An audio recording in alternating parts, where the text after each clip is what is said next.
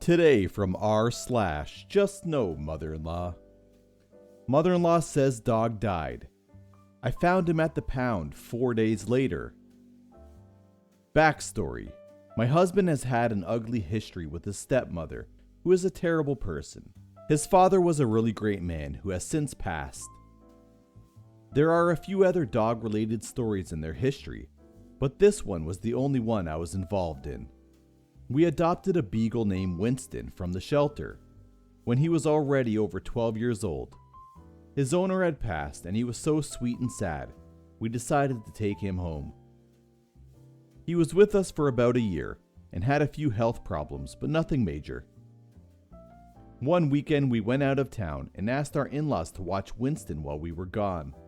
When we got home, father-in-law was reluctant to return him as they had bonded over the 3-day weekend. My in-laws had a small shepherd dog at the time named Minnie. I had never heard them complain about her in the past, but when we picked up Winston, my mother-in-law started making a huge deal about how Minnie was digging holes in their yard, which wasn't some fancy yard, but whatever. After a week or so of father-in-law bugging my husband, we decided to trade Winston for Minnie. I figured it was a quiet environment for him being a senior, and I hated to see Minnie winding up in a shelter, which was what I suspected would happen. They had Winston for about a year, when my husband and father-in-law went on a trip together. A few days after they left, my mother-in-law called me upset. She said that Winston had a seizure, and she took him to the vet, and the vet wound up putting him down. I was in shock. He had one very mild seizure when we had him, and I knew he had a few when he was with them, but they said he was being medicated.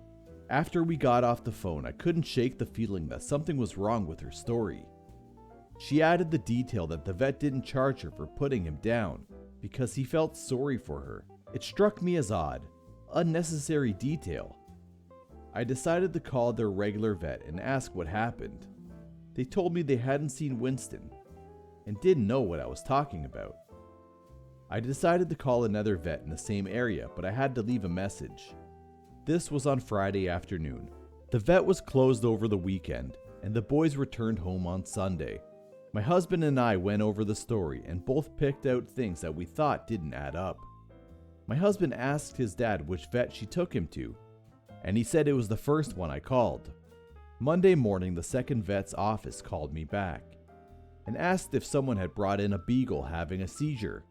After a pause, the woman told me that a woman in a bathrobe and slippers, no doubt my mother-in-law, and brought in a beagle and said she hid it with her car and didn't know who it belonged to. They turned it into the pound. The pound was not open on Monday, so I had to wait until they opened on Tuesday to see if it was really him. I was there as soon as they unlocked the doors. When I walked into the dog kennel, I heard him barking and burst into tears. I couldn't believe that after everything he had been through, he had to spend 4 days in the pound abandoned again. It cost me over $200 to get him out, which we did not have to spend, but there's no way I was leaving him. When I got home, my husband couldn't believe his eyes. We took him straight over to my in-laws to confront her. She dug in and said that he was having a seizure, that the vet told her he was putting him down, but he must have lied. We knew we weren't getting anywhere, so we left with Winston and went no contact for about a year. My husband still had a relationship with his dad, but we never trusted her again. So we wound up with both dogs, and Winston was totally fine. He lived 2 more years before he developed cancer and had to be put down. Minnie never dug a single hole in my yard.